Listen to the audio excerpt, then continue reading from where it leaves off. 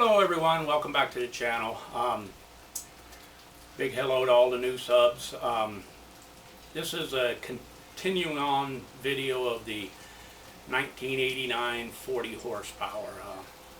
I just wanted to do a quick update on this thing to kind of let you know where I'm at with it and what the issues are as I've found them.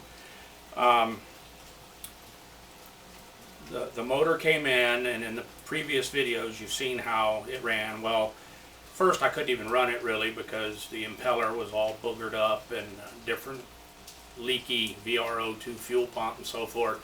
So I fixed all those obvious issues. And one issue I'm having trouble getting around is one of the carburetors. When I disassembled the carburetors, the one had the broken off tip on the tip of the high-speed uptake tube there, emulsion tube or whatever they call it, and it was all scarred up and everything. And so the first thing I did was went online and looked at what a new carb cost. And a little bit expensive, but if the customer wants his engine to run well, you know, sometimes you got to dish it out. Well, it's not available. I've been to Crowley Marine, MarineEngine.com, Seaway Marine, Boats.net, iBoats, and a couple others that I'm sure I'm missing. And it all says NA, no longer available. So I thought, well, I probably got one laying around. So I went and looked through my bone pile, and I don't. I don't have the one that has this number on it. And stamped on the body for this thing is 432439. And so I went and looked on all these websites, and it doesn't show this as being available.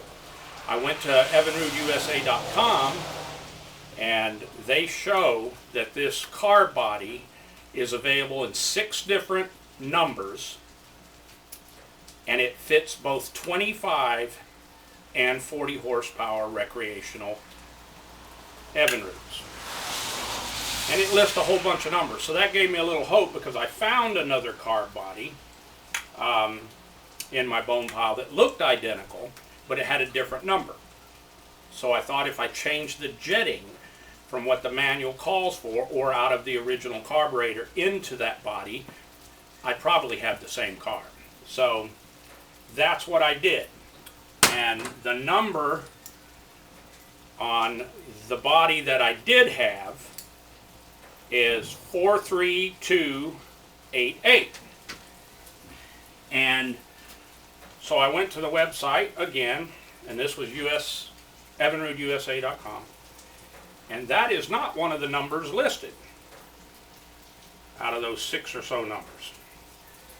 So I was like, that's bad. So I tried it anyway. I went ahead and took the jets out of the original one that had the broken emulsion tube.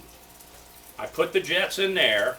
I double checked it with the manual. They have an actual orifice page in the manual that lists the proper jets that are supposed to be in this carb. And I got those jets, put them in there, and I'm still getting that lean sneeze and stuff back through it. So I did a sync and link on it at the beginning when I put the carbs back on. That didn't seem to make a difference at all. So I thought, well, I'm going to start back at the basics and go through these carbs again. And so when I say start back at the basics, what I'm talking about is I took out the jet orifices again, ran those numbers, looked at those numbers on what the manual for this motor says is supposed to be in there. Those are the proper jets that are in these carbs. Now keep in mind, this one carb body number I cannot find. but I did put the jet sizes that say that at least that engine should have. So other basics, the float level. I've been doing this long enough that I rarely use this little Evinrude float adjustment tool. Most of the time, if the float is horizontal with the body along this line, or even pretty close, that's going to be good enough. But I took this tool and I actually looked at it, and this one's a little low, and you can bend it up with the tab that adjusts it one way. But I mean, that one's there. And then there's another dimension, is when you turn it over, they give you a dimension of 1 1/8 to 1 5/8 drop down for the needle. From there, from the surface of the bottom of the body to the very lower edge of the float. And both of these are well within that. They're well within that 1 1/8 to 1 5/8. Yeah, okay. So this one here's 1 inch and looks like, yeah, about 1 3/8, or excuse me,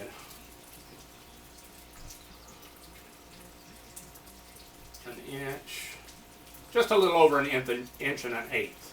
But that's in there. And that's the drop down for how far it drops down. So that one was in there. Then I took my gauge again, and for the other carburetor,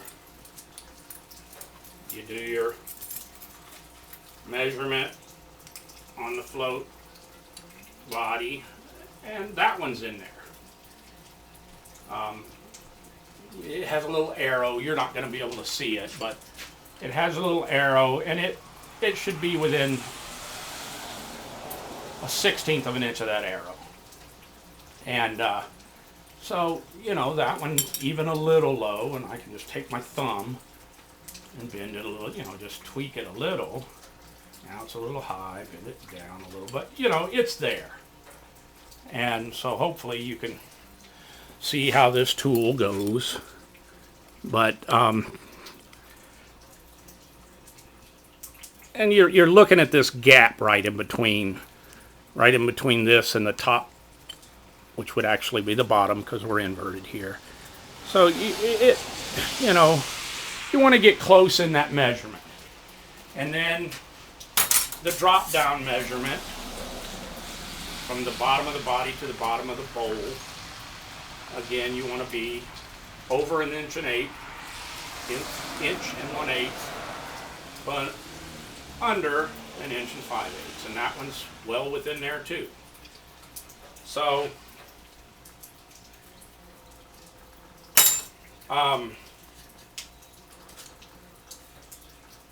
what I'm going to do at this point, I've tried the jets in this carburetor body.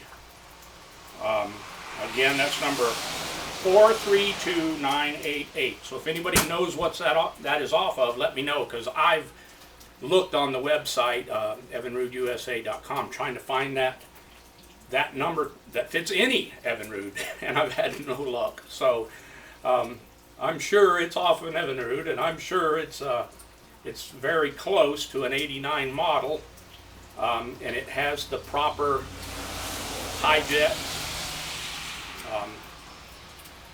intermediate orifice jet, and adjustable low jet that the original carb had, but it's not the original carb.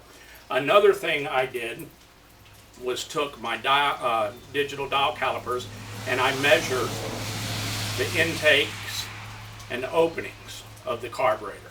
I measured the dimensions this way, that way. They're all identical to the one I took off, but it's not listed as one of those 6 carb bodies that's available for the 25 and 40. But all the dimensions on the throat size, the intake size, body width, length, height, they're all the same. I measured them. I wrote those numbers down. I wrote the jet orifice numbers down, the available body numbers to the carb and everything, and the bowl numbers, and I wrote all my jet numbers and everything down for the upper jet, lower jet,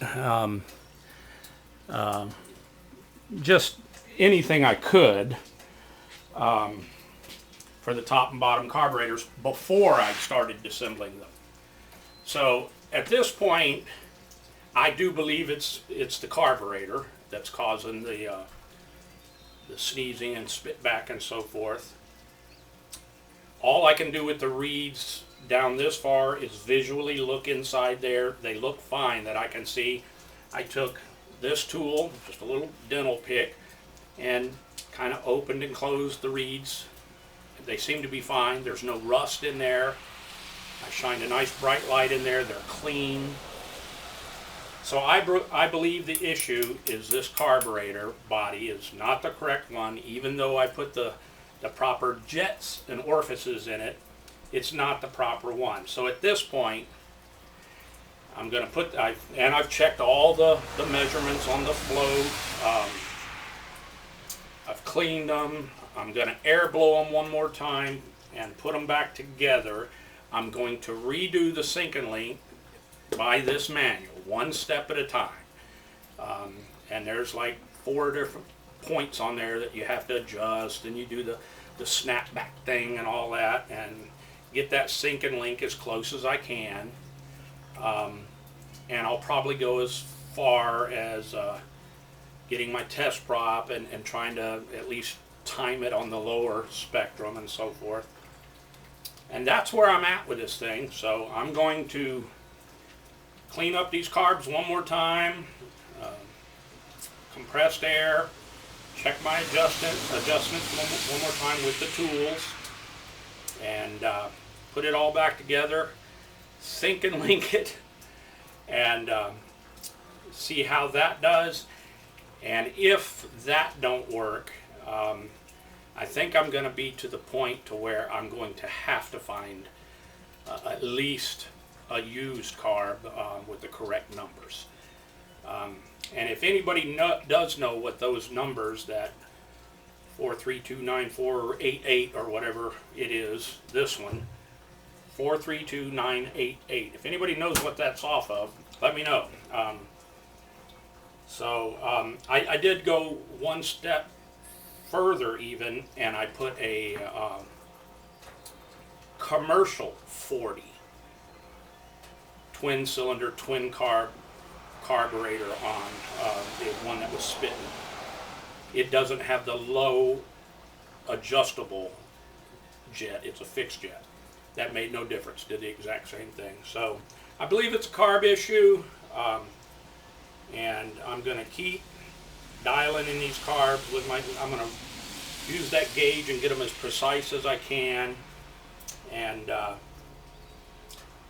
put them back together, get them on, do a sink and link, and we'll see how that goes. So thanks for watching, and when I get that all done and get it set back up, I'll see what we got, and I'll make another video.